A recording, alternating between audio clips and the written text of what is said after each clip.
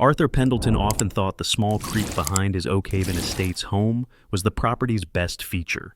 It wasn't grand or imposing, just a ribbon of clear water murmuring over smooth stones, carving a gentle path through the manicured lawns of the neighborhood.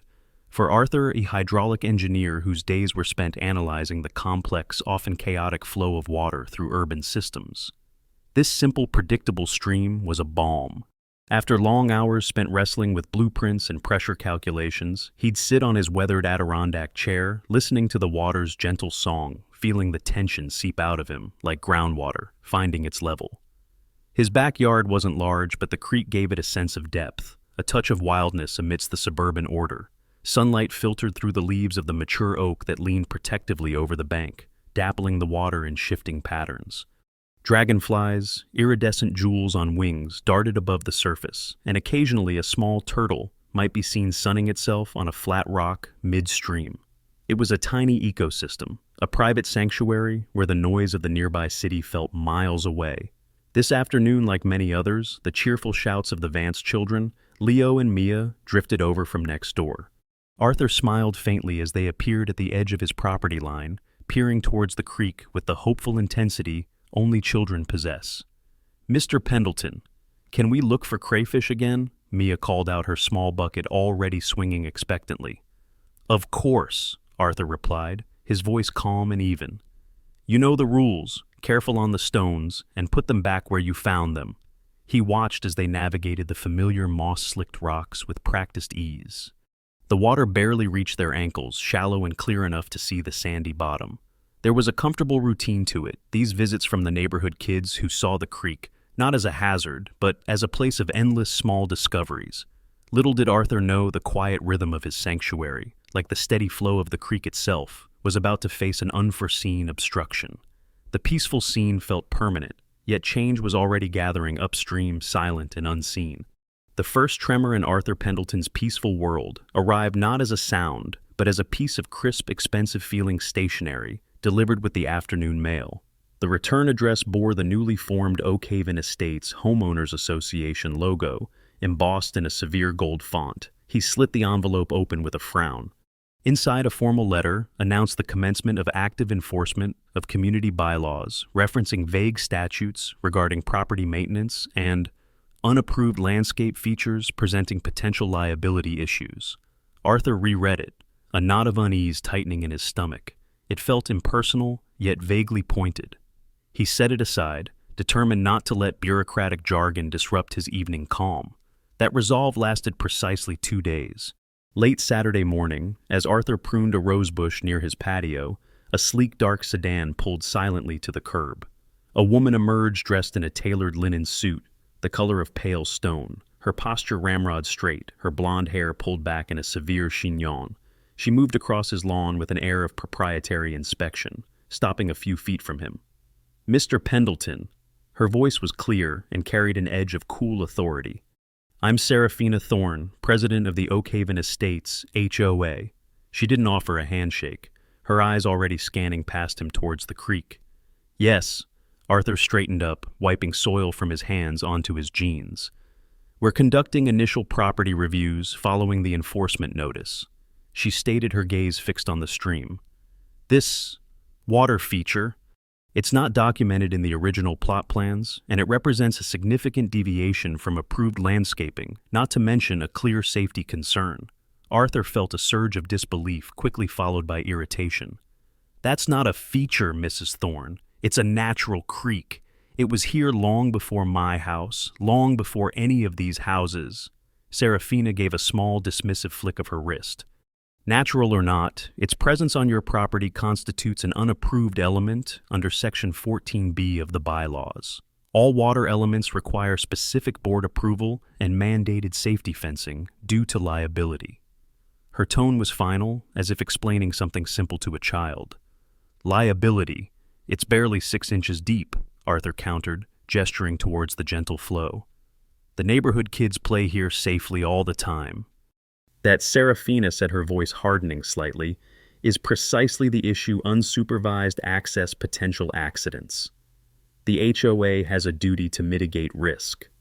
Just then, the passenger door of the sedan opened, and a man in a sharp suit, Julian Thorne, stepped out. He leaned against the car, observing the exchange with a cool, unreadable expression, his presence a silent reinforcement of his wife's authority.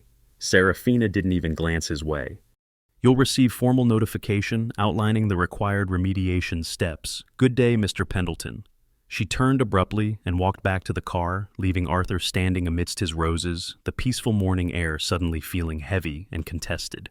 The Oakhaven Estates Community Center meeting room felt sterile under the fluorescent lights, the air thick with a mixture of confusion and nascent anxiety.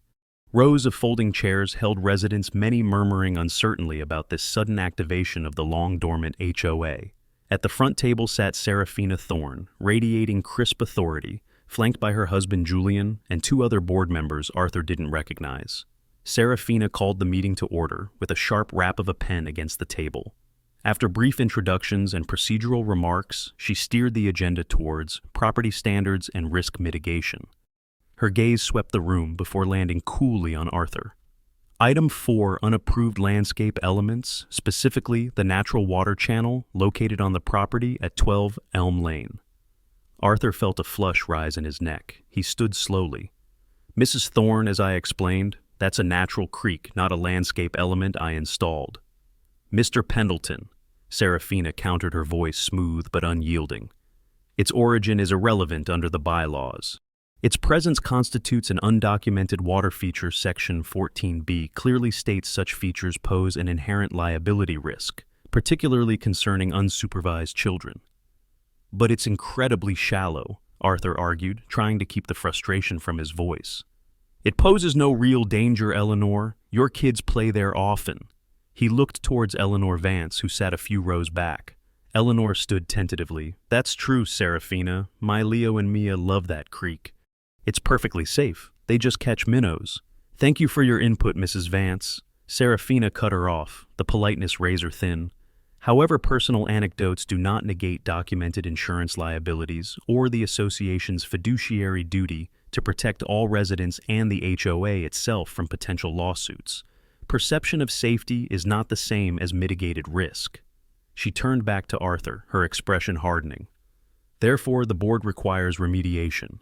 You have two options: install board-approved safety fencing, minimum 6 feet high with self-locking gates, meeting all specifications outlined in Appendix C of the bylaws, or alternatively arrange for the complete filling and grading of the channel to eliminate the feature. You have 60 days to comply." A stunned silence fell over the room, filling the creek. The cost of the specified fencing alone would be astronomical. Arthur stared back at Serafina, feeling the weight of the ultimatum settle like a physical blow.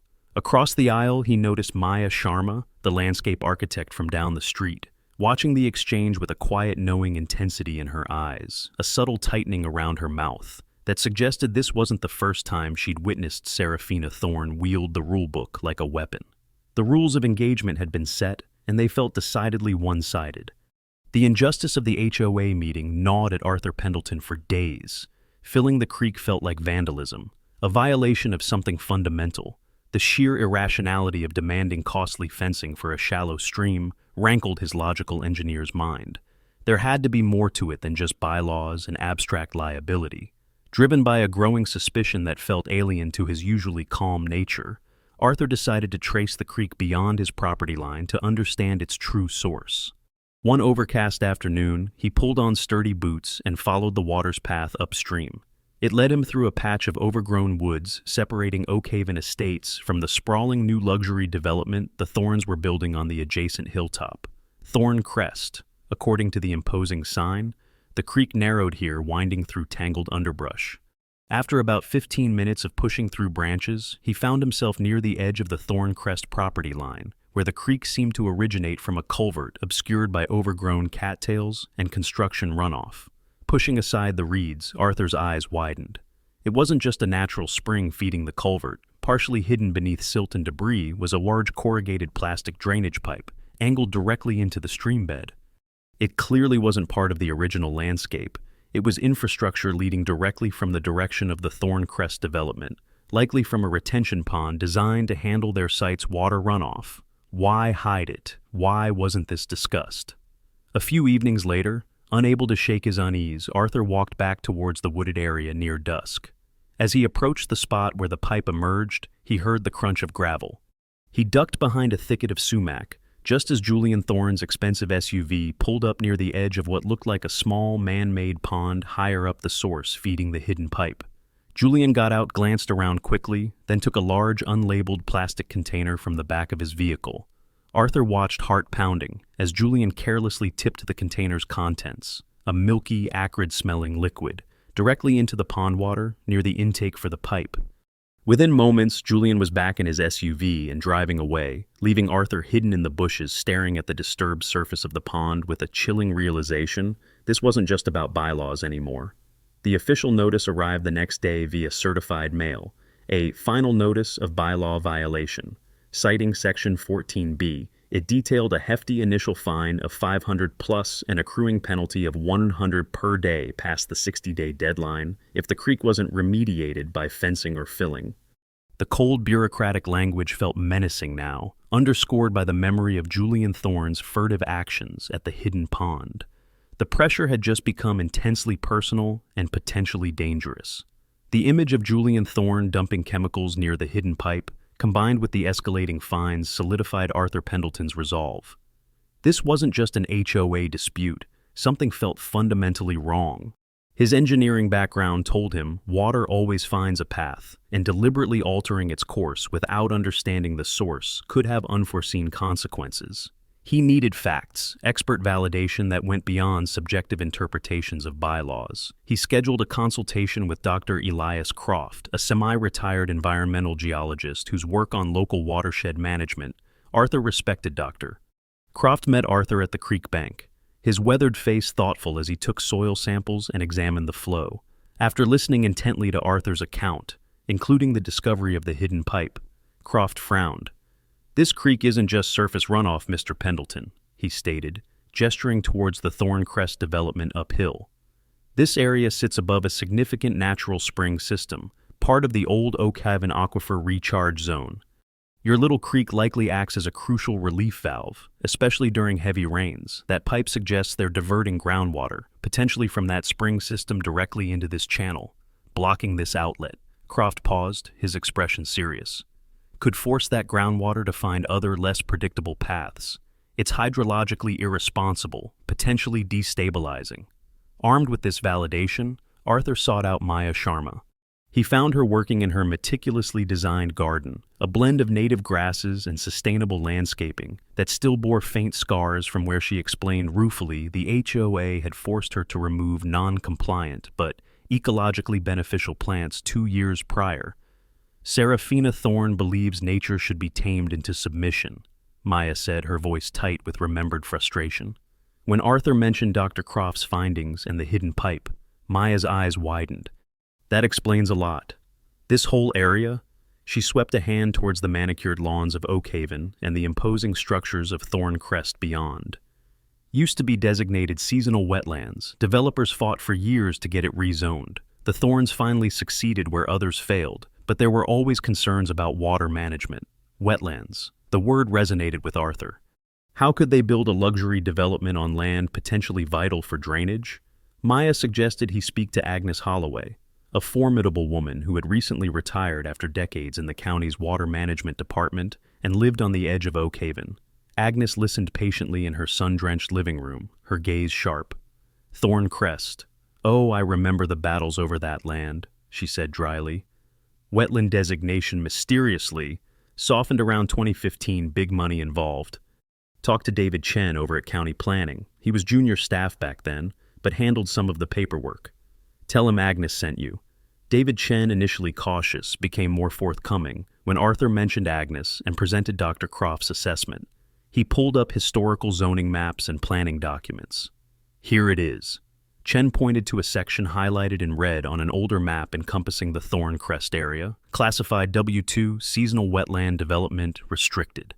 Then June 2015. He switched screens, rezoned R1 low-density residential. The mitigation plan was thin, relying heavily on existing natural drainage. He looked at Arthur significantly, specifically drainage towards Oak Haven Estates. Arthur left the county office feeling a cold certainty, replace his earlier frustration. This wasn't just about his creek. It was about a potentially compromised development built on improperly rezoned wetlands with his small stream designated as their convenient unacknowledged drain pipe. The Thorns weren't just enforcing rules. They were likely trying to eliminate evidence of their own questionable foundation. Arthur Pendleton walked into the next HOA meeting, armed not just with frustration, but with data. He carried copies of the historical zoning maps David Chen had provided, a summary of Dr. Elias Croft's hydrological assessment, and even printouts highlighting the relevant sections of the county's original wetland surveys. He felt a measure of confidence. Facts were facts, and surely presented clearly, they couldn't be ignored. When the agenda reached old business property remediation at 12 Elm Lane, Arthur stood taking a steadying breath. Before the board proceeds, he began, his voice clear and firm. I'd like to present information directly relevant to the creek and its function within the wider Oak Haven ecosystem. Information that suggests eliminating it could have serious consequences for drainage in this neighborhood, particularly given its connection to the Thorncrest development. He laid out his findings methodically: the creek's role as a natural relief valve for the underground spring system, the historical wetland designation of the land now occupied by Thorncrest, the suspicious 2015 rezoning, and the existence of the hidden drainage pipe clearly channeling water from the new development. He held up the maps, pointing out the original water flow patterns. Dr. Croft, an environmental geologist, confirmed this creek is critical for managing groundwater pressure, especially considering the adjacent development, Arthur stated, looking directly at Serafina and Julian Thorne. Removing it isn't just about bylaws, it's about potentially destabilizing the area's natural drainage. A ripple of murmurs went through the assembled residents. Some leaned forward, looking at the maps with interest. Eleanor Vance nodded encouragingly. Serafina Thorne listened, with an expression of strained patience, her fingers steepled before her. When Arthur finished, she offered a tight, dismissive smile. Thank you for your passionate presentation, Mr. Pendleton. However, the board has already consulted with its own qualified experts regarding hydrological matters and liability. Which experts? Arthur pressed. Dr. Croft is highly respected in this field. Were they aware of the historical wetland status? Did they examine the undocumented drainage pipe from Thorncrest? Our consultations are confidential. Board matters. Julian Thorne interjected smoothly, stepping in before Serafina could reply. Rest assured, all relevant factors were considered. The board's primary responsibility remains upholding the established bylaws and mitigating risk for the entire association. But the facts suggest eliminating the creek increases risk. Arthur countered, feeling his carefully constructed argument crumbling against a wall of deliberate obfuscation. That is your interpretation, Mr. Pendleton, Serafina said sharply. The board relies on its professional counsel. The matter of the violation stands. We will now vote on authorizing the engagement of contractors to implement the required remediation should the homeowner fail to comply by the deadline. The motion was quickly made and seconded by the other board members. A vote was called, while a few residents shifted uncomfortably in their seats, and Maya Sharma shot Arthur a look of shared frustration. No one openly objected. The motion passed easily. Arthur sank back into his chair, the maps feeling useless in his hands. He had presented logic, evidence, expert opinion, and hit an immovable political wall, solidifying the Thorns' control over the official narrative. The unease in the room was palpable, but for now it remained unspoken, stifled by the Thorns' polished control. The contractors arrived precisely 1 week after the 60-day deadline passed. Arthur Pendleton watched from his kitchen window as the heavy equipment rumbled down Elm Lane. A small backhoe, a flatbed truck carrying large sections of black corrugated pipe, and several workers in neon vests. There was an impersonal efficiency to their movements that felt jarring against the quiet backdrop of the neighborhood. He didn't go out. There was nothing left to say, no argument left to make that hadn't already been dismissed. He simply stood, a mug of cold coffee, forgotten in his hand, and observed the methodical destruction of his small sanctuary. The backhoe bit into the earth along the creek bank with brutal force, digging a wide trench that followed the water's path. The gentle murmur of the stream was soon drowned out by the diesel roar and the clang of machinery. Workers wrestled the large pipes into place, connecting sections, laying them deep within the newly dug channel. Then came the fill. Tons of gravel and soil, dumped unceremoniously over the pipes, burying the route the water had taken for countless years. They worked quickly professionally, treating the task like any other excavation job, seemingly oblivious to the fact that they were erasing a living part of the landscape. By late afternoon, they were gone. The machinery noise faded, leaving behind an unnatural quiet. Arthur walked slowly out to his backyard. Where the clear flowing creek had been, there was now only a wide, raw scar of disturbed earth. Rough soil and gravel marked the path of the buried pipe. The smooth stones were gone, churned under or hauled away. The damp, cool air that always hung near the water was replaced by the dry smell of excavated dirt. He stood at the edge of the barren trench, looking at the muddy, lifeless gash that cut across his property. The oak tree still leaned over the space, but now its shade fell on broken ground. There were no dragonflies darting, no chance of spotting a turtle or hearing the Vance children hunting for crayfish. It felt like a violation, a profound loss that went deeper than just landscaping, his quiet haven. The place he came to find balance had been forcibly silenced, reduced to nothing more than a functional hidden drain. A deep sense of powerlessness washed over him, leaving him feeling hollowed out like the empty creek bed itself. Less than a week after the creek bed was filled, the skies opened. It wasn't just rain, it was a deluge, the kind of relentless driving storm that hadn't been seen in Oakhaven Estates for years. Thunder rattled the windows and rain hammered against the roof in solid sheets. Arthur Pendleton was jolted awake around 2 a.m., not by the storm itself, but by the insistent buzzing of his phone on the nightstand. A string of urgent texts lit up the screen. "Flooding up here. Anyone else seeing this?" Then a direct message from Maya Sharma. "Arthur, you need to see Thorn Crest. Now." A knot of grim anticipation formed in Arthur's stomach. He pulled on rain gear and boots, grabbing his phone. Outside, the rain was a blinding curtain, but the street in front of his house, while wet, showed no signs of unusual flooding. He met Maya near her driveway. She was already soaked, her face pale but resolute in the intermittent flashes of lightning. "It's not everywhere," she yelled over the roar of the storm. "It's concentrated up there." She pointed towards the Thorncrest development on the hill. They drove slowly up the winding road, the rain making visibility treacherous. As they rounded the corner onto the main avenue of Thorncrest, Arthur gasped. Water wasn't just flowing down the street, it was bubbling up. Gushing from storm drains that seemed overwhelmed, pooling deeply around the foundations of the new luxury homes, and most astonishingly seeping directly upwards from the meticulously manicured lawns like newly sprung muddy fountains. The carefully engineered drainage systems were failing spectacularly, working in reverse. They parked, watching the chaotic scene unfold. Homeowners in expensive pajamas splashed through ankle-deep water on their driveways, frantically trying to sweep water away from their doors with brooms, and there at the highest point near the Thorns' imposing residence, the situation was visibly worse. Water sheeted across their pristine lawn, turning it into a sodden marsh.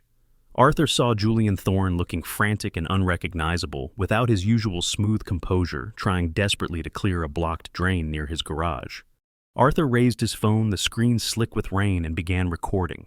He methodically panned across the flooded street, zoomed in on the water, bubbling from the lawns, captured the panicked activity.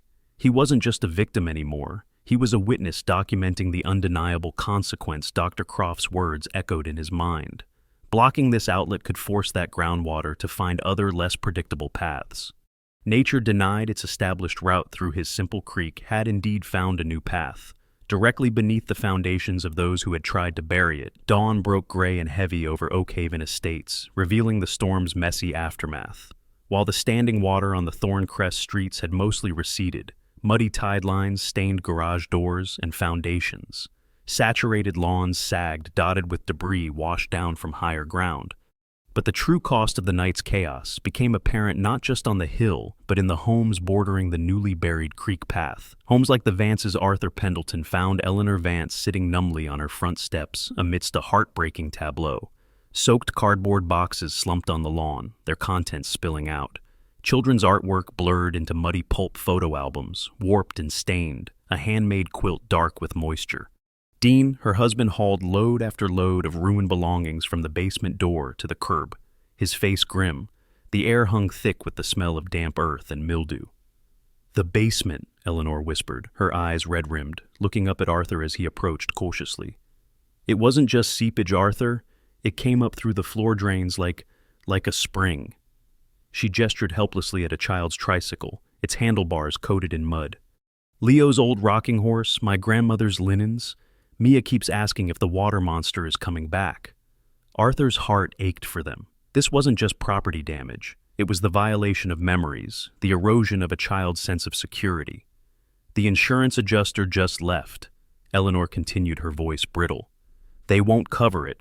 Called it groundwater intrusion or surface water flooding in an unmapped flood zone. Said it's not covered under our standard policy. Similar stories began circulating throughout the neighborhood as the day wore on. At least a dozen homes, primarily those downstream from the buried creek and adjacent to the Thorncrest runoff path, had experienced significant basement flooding, and one by one homeowners received the same devastating news from their insurance companies, claim denied. The carefully worded denials, referencing unmapped zones and specific types of water intrusion, felt like a coordinated evasion. Fear quickly curdled into anger. Neighbors gathered in driveways, voices hushed at first, then rising in frustration. Why was the flooding so localized? Why were insurance companies suddenly using terms like unmapped flood zone in an established neighborhood? Slowly, hesitantly, attention started turning towards Arthur. People remembered his arguments at the HOA meeting, his warnings about the creek's importance for drainage, his references to historical maps and geological reports that Serafina Thorne had so curtly dismissed. "Arthur, you said something about this land, about wetlands," one neighbor asked, approaching him as he helped Dean carry a waterlogged bookshelf. "You mentioned the drainage pipe from Thorncrest," another added. "Do you think—" Arthur found himself becoming a reluctant center of information. He explained what he had learned from Dr. Croft about the groundwater pressure, what David Chen had shown him about the rezoning, his discovery of the pipe. He didn't offer accusations, just the facts he had gathered, but the implications hung heavy in the damp air. The community, shaken and facing significant financial losses, was no longer willing to accept the Thorns' smooth dismissals. They needed answers, and Arthur, who had tried to warn them, now felt an unavoidable weight of responsibility to help them find the truth behind the devastation. The human cost of burying the creek was no longer abstract. It was sitting in sodden heaps on his neighbors' lawns. The chill Arthur felt wasn't just from the damp morning air 2 days after the flood. It was the icy spike of fear that shot through him when he walked out to his car. All 4 tires were flat slashed decisively down to the rims. Tucked under the driver's side, windshield wiper was a single folded piece of cheap notebook paper. His hand trembled slightly as he unfolded it. 4 words were crudely scrawled in block letters. "Mind your own business." He called the police, filed a report. The officer was professional, but offered little hope of finding the perpetrator. Standing by his disabled car, Arthur felt a profound sense of vulnerability mixed with a simmering anger. This wasn't just about bylaws or water anymore. It was intimidation, a clear message to silence him instead of frightening him into submission. However, the anonymous threat solidified something within him, a steely resolve. They wouldn't scare him off. That evening, Maya Sharma's living room was packed. Word had spread quickly. An informal gathering to discuss the flooding, the insurance denials, and what, if anything, could be done. The air crackled with shared frustration and anxiety. People perched on arms of chairs stood clustered in doorways, their faces etched with worry and simmering resentment.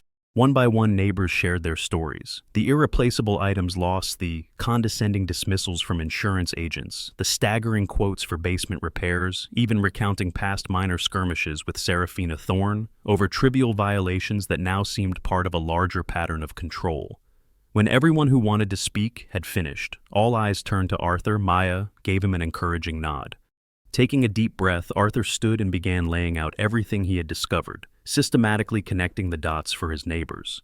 He spoke about Dr. Croft's geological assessment, the creek's vital role, the historical wetland designation, revealed by David Chen, the suspiciously timed rezoning benefiting Thorncrest. He described the hidden drainage pipe leading directly from their development and cautiously recounted witnessing Julian Thorne dumping unknown chemicals near its source pond just days before the creek was buried. He spread out the maps on Maya's coffee table, showing the original water paths, the location of the pipe, the areas most affected by the recent flooding. They didn't just divert a creek, Arthur concluded, his voice quiet but firm. They blocked a critical natural drainage system for their own convenience, likely to hide problems with their development built on improperly mitigated wetlands. And now the groundwater has nowhere to go but into our homes. A heavy silence followed, broken finally by Dean Vance. "So, what do we do? The HOA won't listen. The insurance won't pay. Filing lawsuits could take years and cost a fortune."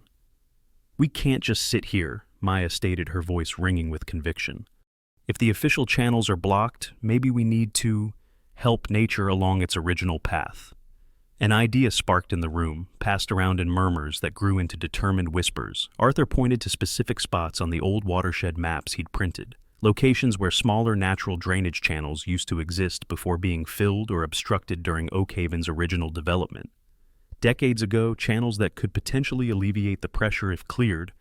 "We could do it ourselves," someone suggested, discreetly, like a community cleanup project, or gardening. The plan began to take shape, risky but empowering. They would call themselves the Watershed Warriors. Over the coming weekend, under the guise of neighborhood beautification, teams would discreetly work to clear those old forgotten drainage points Arthur had identified, hoping to restore some semblance of the land's natural water flow before the next inevitable rainstorm. Arthur found himself nodding along, answering technical questions, sketching diagrams on a napkin. He hadn't sought leadership, but looking around at the determined faces, he knew he had a responsibility to guide this nascent rebellion. Armed with his knowledge and maps, the whispers had become a plan. The fear was transforming into purposeful action. Saturday morning dawned cool and bright, perfect weather for neighborhood beautification. Armed with shovels, rakes, wheelbarrows, and Arthur Pendleton's carefully marked maps, small groups of Oak Haven Estates residents fanned out across the common areas and volunteered sections of their own yards. To any casual observer, it looked like an organized, if unusually enthusiastic, spring cleanup. But the Watershed Warriors were focused on specific, often overlooked spots: culverts choked with years of leaf litter, shallow depressions near the old creek path filled with compacted soil, overgrown ditches along property lines that corresponded to the lines on Arthur's historical watershed maps. Arthur moved between the groups, offering quiet guidance based on his hydraulic knowledge. "Here," he'd say, pointing to a barely perceptible swale near the Vance's damaged property. "If we clear this slight channel down towards the storm drain on the street, it should help relieve some pressure if the ground gets saturated again." They worked with a quiet intensity, a shared purpose humming beneath the cheerful facade of community gardening. Dean Vance attacked a clogged ditch with fierce energy. Eleanor cleared debris with methodical determination. Maya Sharma expertly identified invasive roots blocking a crucial drainage point. Even neighbors whose homes hadn't flooded pitched in, fueled by resentment over past HOA dealings, or simply by a sense of solidarity. Around mid-afternoon, just as one team near the community center uncovered a surprisingly large old drainage pipe, completely blocked with construction debris, likely left over from Oak Haven's original build decades ago, Serafina Thorne's dark sedan arrived, braking sharply at the edge of the common area. She emerged, her face a mask of controlled fury, eyes sweeping over the scattered groups of working residents. "What is the meaning of this?" she demanded, her voice sharp enough to cut through the afternoon air. She marched directly towards Arthur, who was examining the newly cleared pipe. "This is unauthorized excavation. You are altering designated common areas. This is vandalism." Arthur straightened up slowly, deliberately, wiping mud from his hands onto his work pants. He met her furious gaze calmly. "Actually, Serafina," he began, his voice even, "we're performing necessary maintenance on community drainage systems. Section 8, subsection D of the HOA bylaws, I believe." He pulled a slightly muddy laminated copy of the relevant page from his back pocket. "It clearly states homeowners are permitted, even encouraged, to perform maintenance on drainage ways adjacent to their properties to preserve property values and prevent water damage." He gestured towards the growing pile of excavated muck and debris. "Seems like this area was long overdue for maintenance that directly impacts multiple properties." Serafina sputtered, momentarily speechless. This is not maintenance. This is a coordinated effort to undermine..." "Undermine what?" Serafina, Maya Sharma, stepped forward, shovel in hand, flanked by several other determined-looking residents who had stopped working to watch the confrontation. "Preventing our basements from flooding again, ensuring the drainage systems the original developers installed actually function." More neighbors were drifting over now, drawn by the confrontation, forming a silent, watchful semicircle around Serafina. Her usual aura of unshakable authority, seemed to falter, faced not with one defiant homeowner, but with a united front. Just then Julian Thorne arrived, having parked down the street. He quickly assessed the scene. His wife isolated, surrounded by determined residents, Arthur calmly holding the HOA's own rules like a shield. Julian took Serafina firmly by the arm. "Serafina," he murmured urgently, his eyes darting nervously at the crowd. "Let's discuss this later. This isn't the time or place." He steered her, still fuming, but momentarily silenced, back towards their car, acutely aware, perhaps for the first time, that the tide of power in Oakhaven Estates was beginning to turn. The forecast had predicted rain, but few in Oakhaven Estates were prepared for the intensity of the storm that rolled in just 3 days after the Watershed Warriors' weekend efforts. Thunder boomed directly overhead, and rain fell in near-opaque sheets, turning streets into shallow rivers within minutes. Arthur Pendleton stood at his living room window, watching the downpour with a knot of anxiety in his chest. Had their efforts been enough, or had they inadvertently made things worse? His phone buzzed. It was Maya. "Seeing anything down your way?" he typed back quickly. "Street drain is handling it. No backup like last time. How about by you?" Maya's reply came moments later. "Same. The old ditch we cleared behind the Jensens is flowing fast, taking a lot of the runoff, it seems. Better check uphill." Arthur pulled on his boots and raincoat again, stepping out into the deluge. He walked cautiously towards the edge of his property, peering up the slope towards Thorn Crest. Even through the driving rain, he could see a difference. The water wasn't pooling and bubbling up randomly across the lawns up there as it had before. Instead, much of the runoff seemed to be finding more defined paths, channeling through the swales and ditches the Warriors had cleared, heading towards the storm drains that now seemed better able to cope. But not all of it. A significant portion of the water sheeting off the highest parts of Thorn Crest, combined with the relentless pressure from the underground spring system, denied its outlet through his buried creek, was now converging, following the land's natural contours that led directly towards the lowest point of the immediate area, the expansive, meticulously landscaped backyard of Serafina and Julian Thorne. He walked further up the street, joining a small cluster of neighbors who had emerged, umbrellas useless against the downpour, all staring silently uphill. What they saw was astonishing. The Thorns' perfect lawn, usually a carpet of emerald green, was submerged. Water pooled several inches deep across the entire expanse, turning flower beds into muddy islands. At the lowest point near the back patio, pinned with expensive flagstones, a significant body of murky water had formed, a churning muddy pond, where just days ago there had been flawless turf. It swirled with lawn debris and displaced mulch, nature reclaiming the space with brutal indifference. Through the rain-streaked windows of their imposing home, Arthur could just make out the figures of Serafina and Julian standing side by side, looking out at the destruction of their private oasis. Their postures were rigid profiles etched with what looked like stunned disbelief, turning rapidly into impotent fury. Just then, headlights cut through the downpour. A white van with a local news station logo emblazoned on the side pulled carefully to the curb. A reporter and camera person emerged, shielding equipment as best they could, their lens immediately panning towards the impromptu lake engulfing the Thorns' property. Someone, perhaps Agnes with her old contacts, or Maya sensing the perfect moment, had clearly made a call. The Thorns' architects of the neighborhood's water woes were now trapped, exposed, their perfect facade literally swamped by the very natural forces they had arrogantly tried to control and deny, all under the unflinching eye of the local news. The Oakhaven Estates Community Center wasn't just full, it was overflowing. An emergency HOA meeting had been called, following the latest storm, and the televised footage of the Thorns' flooded backyard, and residents packed the room, lining the walls, spilling out into the hallway. The air crackled with an energy that went beyond mere frustration. It was outright anger, sharpened by shared experience and fueled by a growing sense of betrayal. Serafina and Julian Thorne sat at the front table, with their remaining board allies, their usual composure replaced by a brittle tension. Serafina attempted to open the meeting with procedural points, but the residents were having none of it.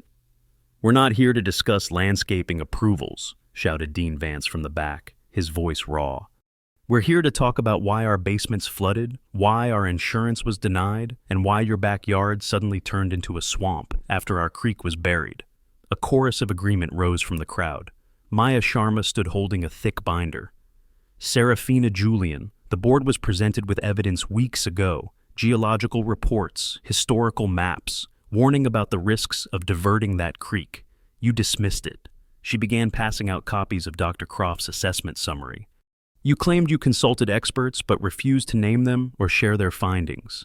Eleanor Vance stepped forward next, her voice trembling but clear. My children are afraid to sleep in their own rooms. We've lost precious family heirlooms, and we're facing thousands in repairs.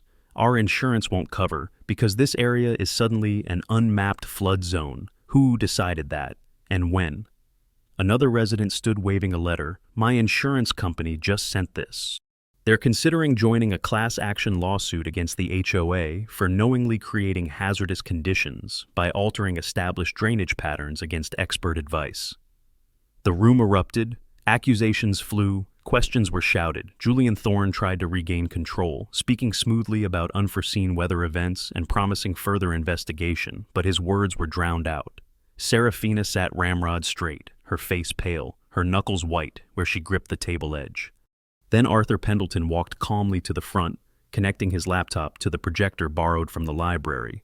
The room quieted expectantly. There's one more piece of information the board seems to have overlooked, or perhaps ignored, he said. His voice steady, the first image projected onto the screen was the 2014 county survey map David Chen had shown him, clearly marking the Thorn Crest area as protected seasonal wetland. The next slide showed the 2015 rezoning document, followed by the approved Thorn Crest site plan, with its thin water mitigation strategy, relying on Oak Haven drainage. And this, Arthur clicked to the final slide, is the original building permit application for Thorn Crest Estates filed by Thorn Development. According to county records, it appears this development proceeded without fully satisfying the mandated environmental impact studies required for building on or adjacent to designated wetlands, specifically regarding downstream water displacement. He let the weight of the words sink in. It seems the effort to eliminate the creek wasn't just about HOA bylaws. It may have been about eliminating a crucial piece of evidence pointing to the fundamentally flawed and potentially illegal foundation of the Thorn Crest development itself. The revelation hit the room like a shockwave. The Thorns were speechless, their faces a mixture of disbelief and trapped fury. Before they could formulate a defense, Maya stepped forward again, holding aloft a thick stack of papers. We, the undersigned residents of Oak Haven Estates, constituting more than 3/4 of the homeowners as required by the bylaws, she announced, her voice ringing with newfound authority, hereby petition for the immediate removal of the current board members and demand a new election effective tonight. The petition was irrefutable. The bylaws were clear. Faced with overwhelming evidence, public fury, potential lawsuits, and proof of their own malfeasance laid bare, the Thorns had nowhere left to hide. The vote was swift, decisive, almost unanimous. Serafina and Julian Thorne, along with their allied board members, were officially ousted from power. The forum had delivered its verdict. 6 months later, the gentle murmur had returned to Arthur Pendleton's backyard. Under the guidance of the new HOA board, led by President Maya Sharma, one of the first orders of business had been the careful restoration of the creek. The buried pipes were removed, the channel regraded to its natural contours, and the banks replanted with native grasses and water-loving shrubs identified by Maya herself. Now sunlight dappled through the oak leaves onto water flowing clear and steady over smooth stones just as before. Minnows darted in the shallows, and the dragonflies had returned, their wings catching the light. Young willow shoots pushed up along the banks, signs of nature eagerly reclaiming its space.